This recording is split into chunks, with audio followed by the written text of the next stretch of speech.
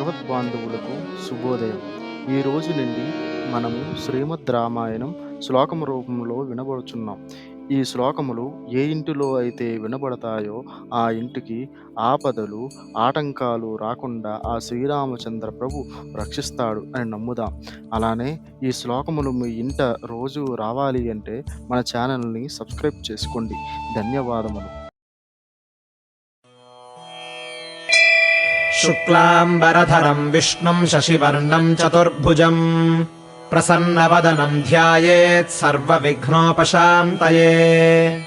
वागीशाद्याः सुमनसः सर्वार्थानामुपक्रमे यन्नत्वा कृतकृत्यास्यस्तन्नमामि गजाननम्।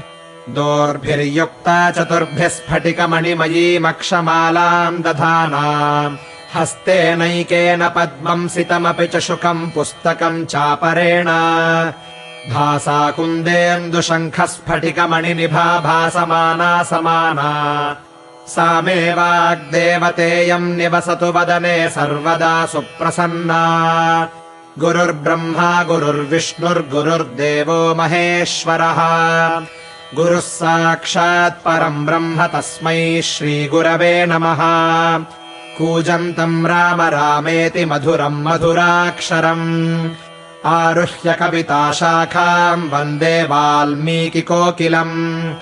वाल्मीकेर्मुनिसिंहस्य कवितावनचारिणः। अथ तृतीयः सर्गः। श्रुत्वा वस्तु समग्रम् तद्धर्मार्थसहितम् हितम् व्यक्तमन्वेषते भूयो यद्वृत्तम् तस्य धीमतः। उपस्पृश्योदकम् सम्यङ् मुनिस्थित्वा कृताञ्जलिः प्राचीनाग्रेषु दर्भेषु धर्मेणान्वेषते गतिम्। रामलक्ष्मणसीताभिराज्ञा दशरथेन च सभार्येण स राष्ट्रेण यत्प्राप्तम् तत्र तत्त्वतः। हसितम् भाषितम् चैव गतिर्यावच्च चेष्टितम् तत्सर्वम् धर्मवीर्येण यथावत् सम्प्रपश्यति। स्त्रीतृतीयेन च तथा यत्प्राप्तम् चरतावने सत्यसन्धेन रामेण तत्सर्वम् चान्ववैक्षत। ततः पश्यति धर्मात्मा तत्सर्वम् योगमास्थितः। पुरा यत्तत्र निर्वृत्तम् पाणावामलकम् यथा तत्सर्वम् तत्त्वतो दृष्ट्वा धर्मेण स महामतिः। अभिरामस्य रामस्य तत्सर्वम् कर्तुमुद्यतः। कामार्थगुणसंयुक्तम् धर्मार्थगुणविस्तरम् समुद्रमिव रत्नाढ्यम् सर्वश्रुतिमनोहरम् स यथा कथितम् पूर्वम् नारदेन महात्मना। रघुवंशस्य चरितम् चकार भगवान् मुनिः जन्म रामस्य सुमहद्वीर्यम् सर्वानुकूलताम् लोकस्य प्रियताम् क्षान्तिम् सौम्यताम् सत्यशीलताम्। नानाचित्राः कथाश्चान्या विश्वामित्रसहायने जानक्याश्च विवाहम् च धनुषश्च विभेदनम् राम राम विवादम् च गुणान् दाशरथेस्तथा।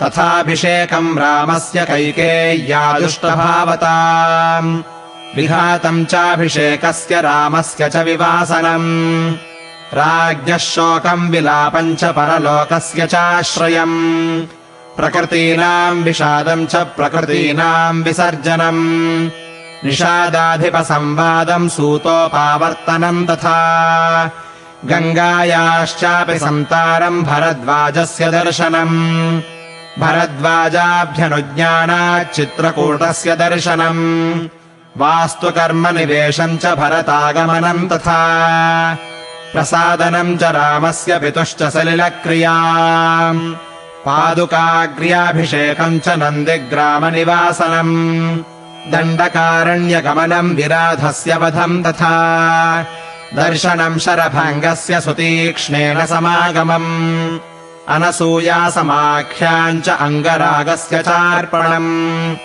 दर्शनम् चाप्यगस्त्यस्य धनुषो ग्रहणम् तथा शूर्पणख्याश्च संवादम् विरूपकरणम् तथा वधम् खरत्रिशिरसोरुत्थानम् रावणस्य च मारीचस्य वधम् चैव वैदेह्याहरणम् तथा राघवस्य विलापम् च गृध्रराजनिबर्हणम् कबन्धदर्शनम् चैव पम्पायाश्चापि दर्शनम् शबरीदर्शनम् चैव फलमूलाशनम् तथा प्रलापम् चैव पम्पायाम् हनूमद्दर्शनम् तथा ऋष्यमोकस्य गमनम् सुग्रीवेण समागमम् प्रत्ययोत्पादनम् सख्यम् वालिसुग्रीवविग्रहम् वालिप्रमथनम् चैव सुग्रीवप्रतिपादनम् ताराविलापम् समयम् वर्षरात्रनिवासनम् कोपम् राघवसिंहस्य बलानामुपसङ्ग्रहम्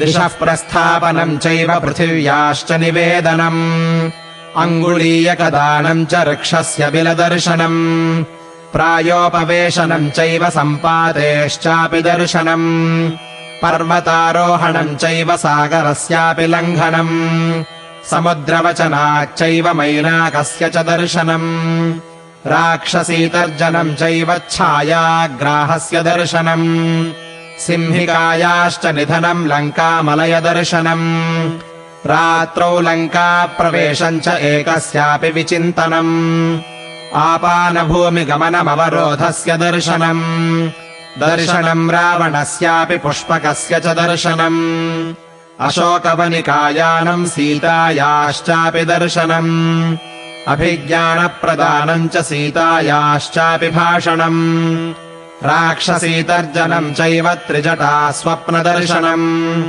मणिप्रदानम् सीताया वृक्षभङ्गम् तथैव च राक्षसी विद्रवम् चैव किङ्कराणान्निबर्हणम् ग्रहणम् वायुसूनोश्च लङ्कादाहाभिगर्जनम् प्रतिप्लवनमेवाथ मधूनाम् हरणम् तथा राघवाश्वासनम् चैव मणिनिर्यातनम् तथा सङ्गमम् च समुद्रेण नलसेतोश्च बन्धनम् प्रतारम् च समुद्रस्य रात्रौ लङ्कावरोधनम् विभीषणेन संसर्गम् वधोपायनिवेदनम् कुम्भकर्णस्य निधनम् मेघनादनिबर्हणम् रावणस्य विनाशम् च सीतावाप्तिमरेः पुरे विभीषणाभिषेकम् च पुष्पकस्य च दर्शनम् अयोध्यायाश्च गमनम् भरद्वाजसमागमम् प्रेषणम् वायुपुत्रस्य भरतेन समागमम्